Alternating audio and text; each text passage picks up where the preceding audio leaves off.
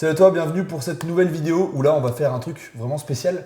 C'est qu'en fait on va tester des trucs américains.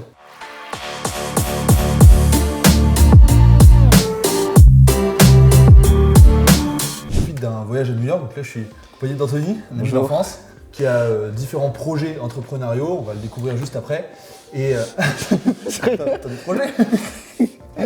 Et donc là on est parti à New York, tu vas bientôt voir un vlog qui sortira sur cette chaîne et là on en a profité, on s'est dit bon on va tester les produits américains parce que se baladant dans les supermarchés on a découvert des trucs comme ça, des frites bleues, des chips bleues qu'on va pouvoir tester. Donc voilà, l'objectif c'est simplement de parler et de discuter un peu de tout et de rien, mais surtout de déguster un peu les différents trucs qu'il va y avoir. Voilà, donc il va y avoir des petites pauses et puis en même temps on parlera de différents projets. Bon déjà du coup, Anthony, oui. est-ce que tu peux présenter ton parcours Mon parcours Alors on s'est rencontré avec Thibaut sur les bancs de l'école, du lycée. Exactement. Donc ça fait maintenant 8 ans qu'on se connaît. Ça commence à faire. Voilà. Donc moi j'ai suivi une formation d'ingénieur que j'ai fini il y a maintenant un peu moins d'un an. Voilà. Et donc là je me suis lancé dans l'entrepreneuriat. Voilà. Du coup, juste là c'est quoi les différents les deux projets que tu as différents projets Alors, qui sont derrière. On est venu à New York donc pour rejoindre mon associé qui lui vit ici la moitié de l'année. Alors rapidement, c'est deux projets avec des business models totalement différents. Un business model basé sur plutôt une start-up quoi, avec un produit innovant, donc dans la crypto-monnaie. Une application qui permet de trader de la crypto-monnaie basée sur les news. Voilà. Et à côté de ça, un business model de service en développement logiciel qui permet de générer de l'argent plus rapidement et plus sûrement.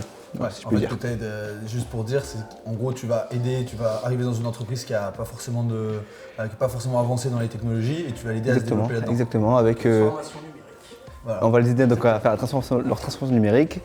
On a axé aussi beaucoup sur la data et sur l'IA parce que c'est nos formations à moi et mon associé Siméon. Il y a son boss qui Boss qui surveille là, il y a Siméon qui me surveille. Voilà. Allez. Voilà. Bon, parfait. Donc, maintenant que tu t'es un peu présenté, on va goûter. Mais non, c'est du on sucré. commence par ça. Non, c'est du sucré, Ouais. donc on va faire après, s'il te plaît. Voilà. Merci. On va commencer par l'apéritif. Allez. On commence par ça.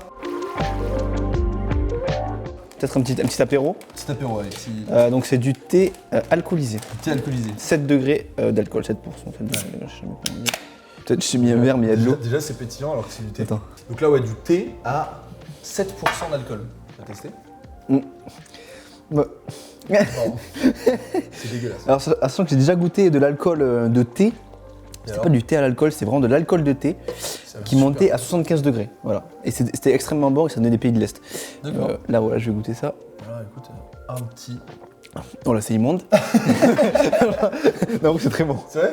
T'as trouvé toi? C'est super bon. Je trouve pas ça bon du tout. C'est hyper léger. Alors maintenant, on va goûter des chips bleus.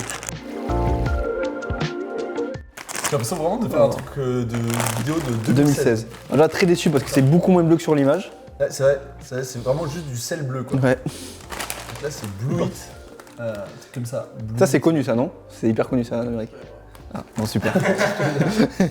J'ai peur de goûter. Ouais. Mais, chez vous. La Chine. Oh, c'est vraiment un truc 2016, tard 2016.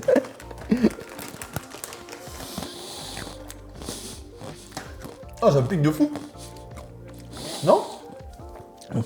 C'est horrible. Ok, donc on va apporter un premier sujet parce que c'est bien sympa de goûter des trucs bleus, mais on va parler quand même un peu. Là, on va faire une première journée de New York. T'en as pensé quoi, toi? De New York en général. New Moi, York. je suis pas fan du tout en soi. New York, une bonne énergie. Après, quand on va dans le centre, Times Square et tout, un peu décevant, mais les alentours, ce matin on allait prendre un petit café à Brooklyn, sur les bords de la rivière East River. Par contre, voilà, c'est vraiment ce qu'on voit à la télé depuis enfant, quoi. Mais je trouve que ça colle assez quand même. Ça colle assez. Oui, il y a l'esprit, mais je sais pas, moi je trouve que. Enfin, tu vois, par exemple, quand je voyage, j'aime bien aller dans des endroits où c'est un peu sauvage, où tu as ce que je te disais tout à l'heure, un peu des différences de culture, un peu des chocs de culture. Je trouve que le choc de culture entre les États-Unis Et la France, il n'est pas énorme non plus. Bon, à part qu'il y a des chips bleus qui sont voilà, il y a des dégueulasses. chips bleus, ça c'est génial. Mais par contre, c'est vrai que bon, tu sors de Paris, tu arrives à New York, Ouais. bon, t'as un peu la. Je trouve, enfin, en fait, j'arrive pas à voir l'énorme différence d'énergie dont tout le monde parle entre New York et Paris, par exemple. Ouais. Je trouve que Paris, on a une très bonne énergie aussi. Enfin, je veux dire, je vois pas trop la différence. Mais c'est quand même quelque chose à faire, je pense.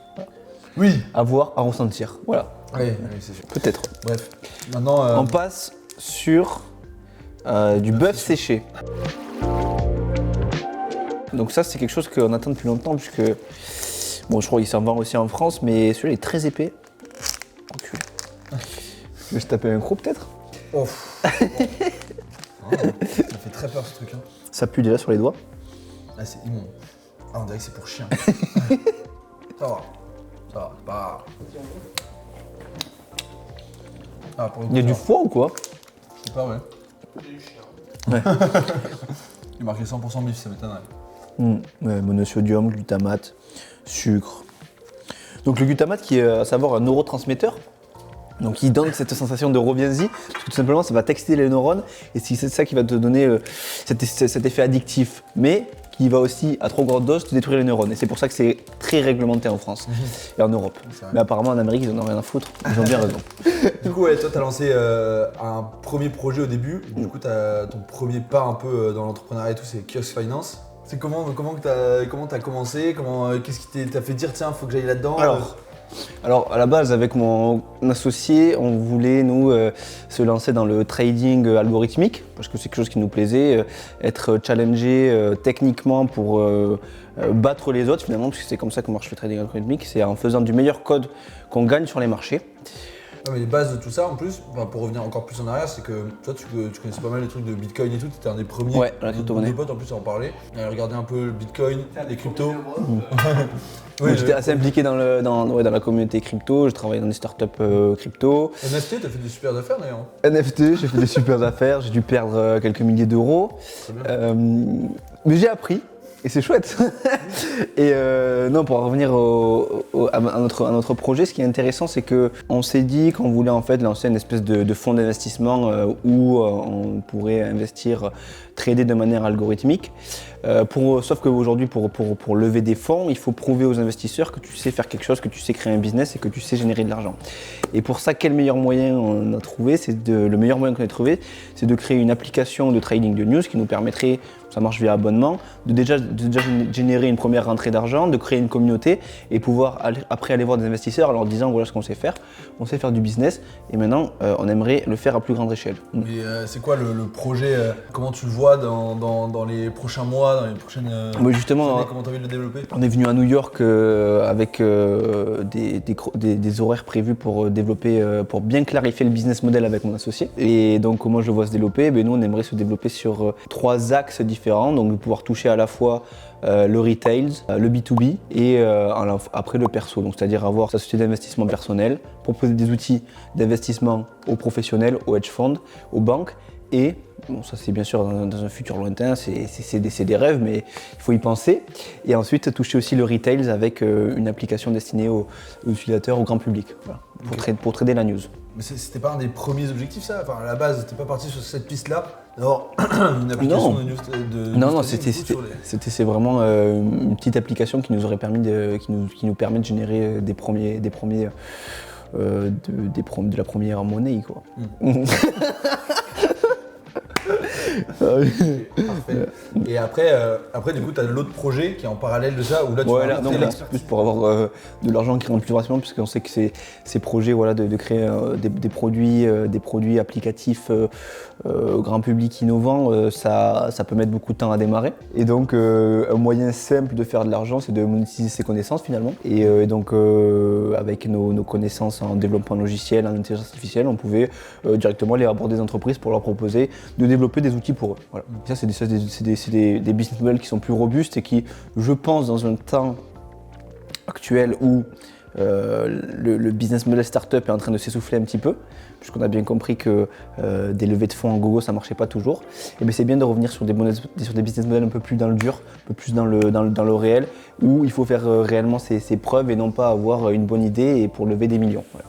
Moi, il faut savoir que j'ai travaillé dans une startup qui était basée uniquement sur des levées de fonds, c'est-à-dire qui survivait sur des levées de fonds, en levant des millions tous les 2 ans, en sachant très bien qu'ils ne pourraient jamais être rentables. Et ça, c'est quelque chose qui m'a un petit peu dégoûté et donc je ne veux absolument pas approcher de ça. Voilà. Ok, je comprends. Bon, vas-y, on va passer à un autre truc, après j'ai une autre question. Ouais. Alors, on va tester quoi? Ceux-là. Oh, ceux-là, ils me font vraiment peur. C'est des très piquants, donc c'est la même marque. Ouais, parce que ceux-là, déjà, ils faisaient. Ceux-là, ils étaient pas marqués comme piquants. Non, il y a marqué. Ceux-là, c'est Hit, donc chaud. Et ceux-là, c'est Fuego, donc vraiment on passe un step. Ouais, voilà. ouais. Ah oui, extrême déjà, on a ça, j'avais pas vu ce truc extrême. Ah oui, celui-là, c'est quoi? Extrême aussi. Ah, ok. Parce que celui-là, il m'a déjà fait un peu mal. Oh, quelle horreur.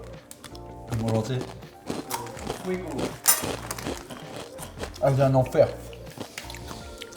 Mais il faut vraiment pas aller pour. Mec, c'est aberrant, ça te décape les amygdales, mec, c'est immonde. C'est horrible. Je supporte pas l'huile piquante de pizza, alors je n'aime pas. Horrible. Maintenant, on va parler de toutes les opportunités qu'il y a sur Internet et tout. Qu'est-ce que tu penses des business qui sont basés entièrement sur l'intelligence artificielle maintenant, qui pop un peu partout, vu que tu as cette connaissance-là d'intelligence artificielle? Qu'est-ce que tu en penses, même si, bon voilà, forcément tu connais pas l'intérieur des trucs qui sont proposés et tout, mais de cette opportunité intelligence artificielle dont tout le monde parle, c'est un peu le truc à la mode en ce moment. Qu'est-ce que tu en penses pour le grand public, etc. Basiquement, il faut comprendre qu'aujourd'hui, il y a 5 entreprises qui font l'IA et les autres ne font que utiliser les outils des autres. Ouais, donc aujourd'hui, voilà, tu as des entreprises qui font les base models, des grandes entreprises, donc qui sont OpenAI, Meta, Apple. Pardon? Si, Apple, si, mec. Apple, ils sont super chauds, mais ils ont sorti des gros modèles là, dernièrement. Mec, c'est vrai, vraiment, ils ont sorti un modèle open source incroyable, un multimodal justement, et qui fait pour la première fois, tu sais, aujourd'hui, quand tu fais de la détection d'images par ChatGPT, genre ça translate ce qu'il voit à l'image en prompt. Et eux, ils arrivent à vectoriser une image sans passer par du prompt avant. C'est vrai, hein? Non mais c'est vrai, c'est super bien fait. Ouais. Bon voilà, après, moi je dirais que on est quand même on n'est pas dans une bulle aujourd'hui de l'IA, parce que on voit que les investissements vont quand même sur des produits qui tiennent la route. On n'est pas dans la bulle comme on a eu il y a quelques années, tout simplement d'internet il y a 20 ans, ou des crypto-monnaies il y a 3-4 ans. Aujourd'hui, les investisseurs sont plus prudents et voilà. Bon, ce qu'il faut comprendre, c'est qu'aujourd'hui, il n'y a que quelques entreprises qui font la tech en profondeur, la base, les base models, et ensuite d'autres qui viennent se greffer en essayant d'apporter des applications, même si beaucoup sont bullshit quand même. Et quand on fait juste une requête en pays, on ne peut pas se déclarer une boîte d'intelligence artificielle. Voilà. C'est ce que je voulais dire. Voilà, concrètement, comment, selon toi, les gens peuvent saisir, entre guillemets, cette opportunité un peu de l'intelligence artificielle? Est-ce que ça peut être de lancer un truc qui va justement se servir de cette base modèle, ou est-ce que c'est simplement que ça va être des trucs qu'il faut utiliser pour améliorer un business? Tu vois, par exemple, moi du coup dans le montage vidéo, l'intelligence artificielle, on s'en sert un petit peu avec des trucs des petites filiales en effet, où on va se servir d'un truc qui va nous découper plus vite la vidéo, qui va reconnaître la voix, qui va permettre parfois même d'avoir, par exemple là je regarde pas la caméra, mais d'avoir des applications qui vont peut-être pouvoir détourer mes yeux pour les faire regarder vers la caméra. Des petits outils comme ça qui vont pouvoir... Enfin bref, tout ça pour dire en gros, est-ce que l'intelligence artificielle c'est mieux de s'en servir pour faire avancer un business, ou est-ce que c'est carrément de créer un business tout autour de l'intelligence artificielle derrière? Après, c'est 2 envies différentes, mais je pense que oui, aujourd'hui, créer un business autour des modèles, vu l'évolution qui est toujours constante, ça peut être une bonne idée, même s'il y a beaucoup de concurrence. Et les outils d'IA, ils vont petit à petit, comme c'est déjà le cas, nous submerger au quotidien. Donc, comme toi tu disais, tu as quelques exemples aujourd'hui dans ton travail, mais je pense même tout simplement utiliser ChatGPT dans des entreprises pour aider à faire à créer du contenu, ou même quelque chose qui est très intéressant, je trouve, c'est d'avoir des LLM qui sont agrémentés de data spécifiques à l'entreprise pour pouvoir créer un assistant spécifique à nos problématiques. C'est quelque chose qui est hyper intéressant, qu'on essaie d'ailleurs de mettre en place avec Simon dans certaines entreprises. Voilà. Excellent. Mais moi justement, je me dis, tu vois, ChatGPT, franchement, au quotidien, ça me sert à rien. Et j'ai l'impression que ça risque de créer du contenu. Enfin, tu vois, il y a plein de gens qui créent du contenu sur Insta, qui vont commencer à créer un peu les mêmes choses et tout. J'ai l'impression que. Mais déjà, ça c'est un énorme problème dans la recherche de base, puisque la recherche est faite pour avancer, mais avancer sur un domaine spécifique. Mais quand on utilise ChatGPT qui lui a été entraîné sur des données passées, c'est compliqué, parce que voilà, c'est comme si on ravalait notre vomi un petit peu. Non, pas notre vomi, mais nos connaissances. Ouais. Donc ça crée déjà des problèmes. Pour ça c'est un sujet à part. Après, moi je peux te dire que l'IA, c'est, par exemple moi en tant que développeur, c'est quelque chose aujourd'hui qui m'a fait gagner peut-être x2 sur mon temps de développement. D'accord. Parce que ça marche très bien pour ça. Pour le créatif, je pense que c'est pas top. Ouais, quand voilà, même. c'est ça, on est d'accord. Pour le créatif, non. Là-dessus, ouais, c'est sûr que on tombe vite sur des mêmes sujets, sur les mêmes formulations. Je vois parfois avec des monteurs ou des alternants ou n'importe, mais qui ont généré un texte, une description de vidéo avec ChatGPT. C'est Tout le horrible. temps Enfin, directement. juste la formation. Il Et est ça, important de souligner que Et ça, elle me saoule. On voit direct, en fait, ça se traduit. ça, c'est aussi que les gens sont pas formés au promptage. Au oui, prompt. oui, il y a ça aussi. Ouais. Au prompt engineering. Parce que si tu promptes bien ChatGPT, ça peut être très intéressant aussi pour faire des bons contenus. Ouais, c'est ça. Comment t'apportes toi en fonction de quelle entreprise tu as? Comment tu vas essayer de chercher quel est le meilleur le meilleur usage? Quelle boîte? Déjà, pour être honnête, nous, pour l'instant, dans la société de service, donc, on vise des startups, des PME, pardon, des petites moyennes entreprises. Donc, pour l'instant, l'IA, ça leur est pas trop utile, même si il y a toujours des possibilités. Après, par exemple, sur notre application de trading de news, aujourd'hui, on a de l'IA pour détecter les crypto-monnaies dont on parle dans des news, pour détecter si la news peut avoir un impact ou non, et même pour faire du trading automatisé. Donc voilà, c'est très intéressant. Ouais. Donc juste n'hésitez pas à checker un peu la description, j'ai mis le lien pour rejoindre la communauté de monteurs qu'on est en train de créer, la communauté creators de monteurs vidéo qui veulent s'épanouir, qui veulent réussir dans le métier et vraiment s'entourer et s'entraider tous ensemble. Donc n'hésite pas à rejoindre cette communauté qui est entièrement gratuite et qui le restera à vie. Où tu bénéficies du coup de conseils de monteurs qui vivent de ça, de vidéastes, de tout en fait. Donc n'hésite pas à rejoindre ça. Et je te dis peut-être à tout à l'heure dans la communauté du coup de Creators.